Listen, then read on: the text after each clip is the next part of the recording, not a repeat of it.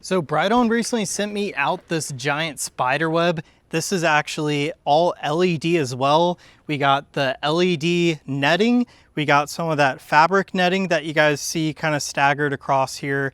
We got the giant spider and some little spiders as well. So I'm just showing you guys this during the day to give you guys an idea of how large it is, because it is much larger than I thought. This thing is huge, and I'll make sure to show you guys this at night as well. But for now, let me go ahead and show you guys a closer look at this netting while we have a little bit more daylight left. So here's another angle of this netting.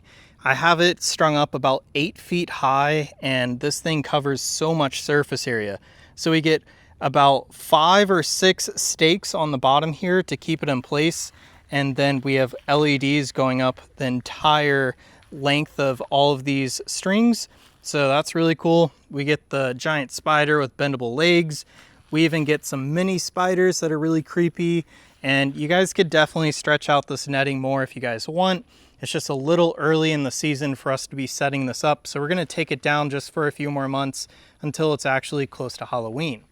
But we do get a hook up top. I have it hooked up to a branch, and that worked out really nicely.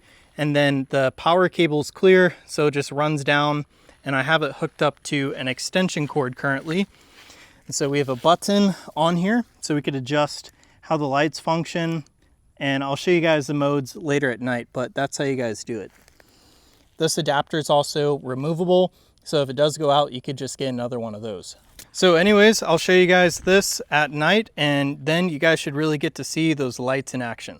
All right guys, so here is the spider web at night. I'm gonna go over to the control panel, and we're gonna go through some of these settings just to give you guys an idea.